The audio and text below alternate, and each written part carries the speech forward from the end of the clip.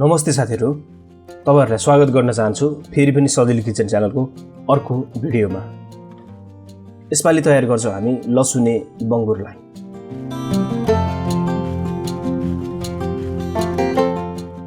यसको लागि त हामीलाई बंगुरको मासु चाहियो। मैले चाहिँ यो छाला, बाथ अनि मासु यो तीनटै भाग भएको मासुलाई हल्का स्लाइस गरेर काटेर तयार गरेर सफा गरी राखेको हो।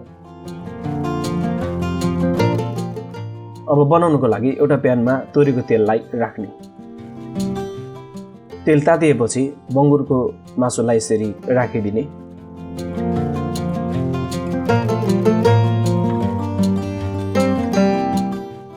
अब पल्टाएर दुवै साइडलाई राम्ररी फ्राई गरिदिने।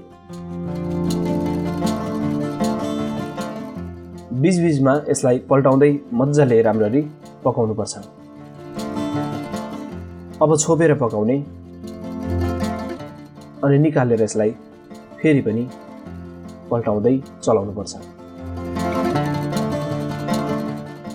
फेरि पनि छोप्ने अनि पकाउने।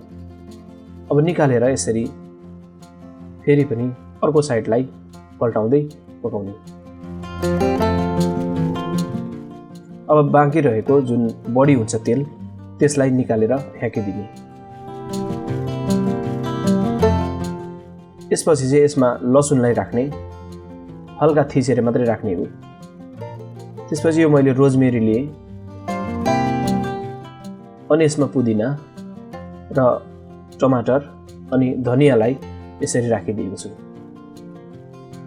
त्यस्तो धेरै स्पाइसहरु युज नगरिकन बनाउने हुनाले एकदमै स्वादिलो पनि पक्कै रहनेछ।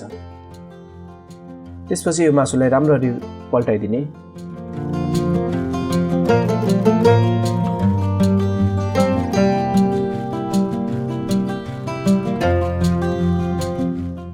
अब फेरि पनि यसलाई छोप्दै पकाउनु पर्छ।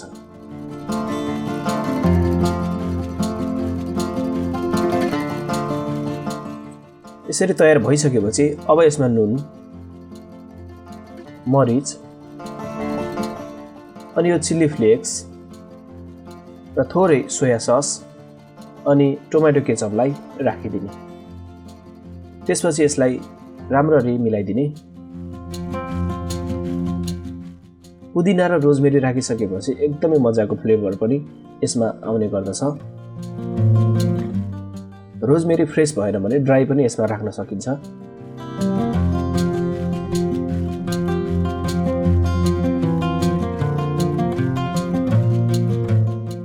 अब फेरि पनि यसलाई छोपेर पकाउनु पर्छ अनि निकालिदिने।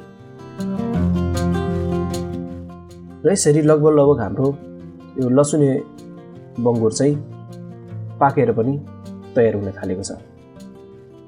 अब मैले यसलाई यसरी प्लेटिङ गर्न खोजेको छु। माथिबाट हल्का अब ससलाई पनि राखिदिने अनि यसरी सर्भ गरिदिने। निकै नै स्वादले भरिपूर्ण भएको, बनाउनुको लागि निकै नै सहज र सजिलो भएको लसुने बंगुर यदि तपाईहरुलाई मन पर्यो भने यो भिडियोलाई लाइक, शेयर, च्यानललाई सब्स्क्राइब गर्नु भएको छैन भने सब्स्क्राइब गर्नुहोस्।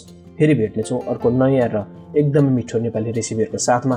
तबसम्मको लागि नमस्ते।